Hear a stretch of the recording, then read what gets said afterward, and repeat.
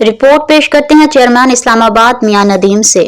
سیاحت کو فروغ دینے کے لیے حکومت پنجاب کو اتھارٹی تشکیل دینے کا فیصلہ۔ لاہور سیاحت کو فروغ دینے کے لیے حکومت پنجاب نے اتھارٹی تشکیل دینے کا فیصلہ کر لیا۔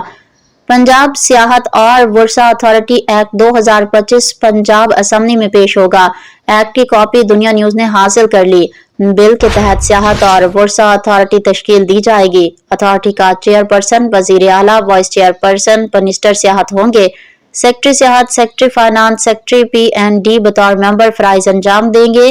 متن کے مطابق اتھارٹی سیاحت و ورثے کے فروغ کے لیے پالیسی و گائیڈ لائنز طے کرے گی۔ اتھارٹی متعلقہ اداروں کے اشتراک سے سیاحت کے فروغ کے لیے کام کرے گی۔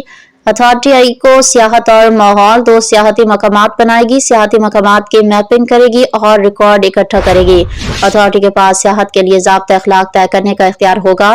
بل کے متن کے مطابق اتھارٹی بین الاقوامی سیاحت کو فروغ دینے کے لیے سیمینار اور ورکشاپ منعقد کروا سکے گی۔ اتھارٹی بنائے گئے قوانین کی خلاف ورزی پر جرمانے بھی کر سکے گی۔